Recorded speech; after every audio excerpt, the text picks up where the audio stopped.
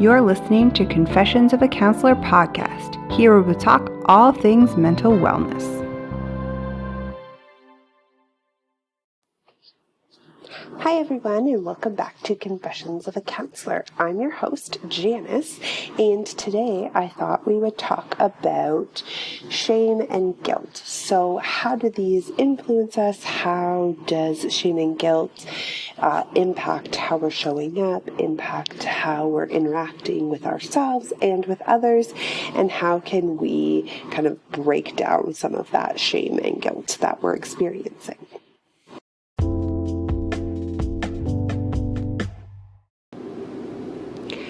Okay, let's jump right in. So, shame and guilt. Let's talk what they mean. Shame is there's something innately wrong, I'll use that word, wrong with me.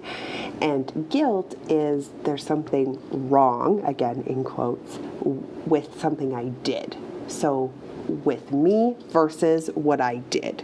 So guilt comes with action, shame comes with who I am as a person.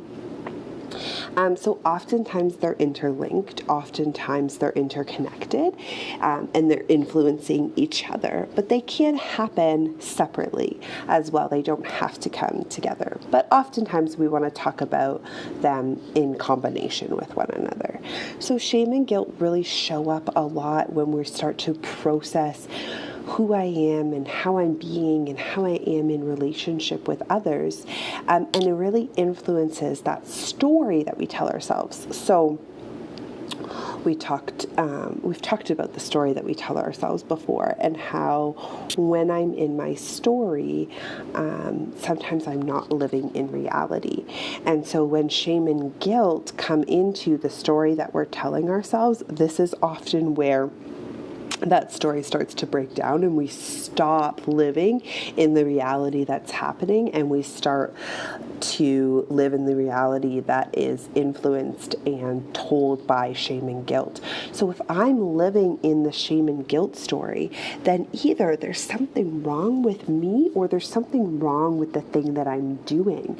And if that's the only story that I'm living in, that can really start to take a toll on our mental health. So when we start to break down our behavior and we start to break down how I'm interacting with each other, of course we want to take responsibility for ourselves. Of course we want to notice how I might be able to be better or live more in line with how I want to live. But we want to make sure that that is coming from a place not of shame and guilt, but of a wanting to be better. Not because I think that there's something wrong, but because I want to make sure that I'm most aligned with myself. So this really takes some time to poke holes in and notice, where is the judgment coming from, right? So for example, I'm having a fight with my partner, and it starts to get heated, and maybe one of us starts to raise our voice, and it starts to get a little bit messy. Am I going to go into shame and guilt and say there's something wrong with me, they're mad at me, like I'm in the wrong, or start to blame them? There's something wrong with them, it's all their fault, right? So or can I notice, like, hey, we haven't eaten, and this is a really difficult conversation for us that we often struggle to see eye to eye on, and can I start to notice what the concrete facts are versus the story that I'm telling myself?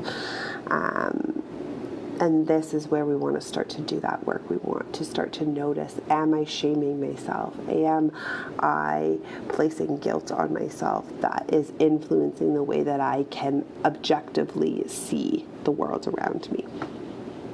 I hope that helps to kind of navigate that shame and that guilt, and how we can see the difference in them, and how we can start to notice the role that they're playing in how I perceive myself and the world around me. I hope you enjoyed today's episode. Confessions of a Counselor podcast is available anywhere you like to listen to your podcast, both on Apple and Android. New episodes will be released every Friday. If you enjoyed this podcast, please feel free to join the conversation. Leave a review or subscribe to the podcast hosted on the Anchor app. All these details can be found at janicelyons.com. Until next time, take care.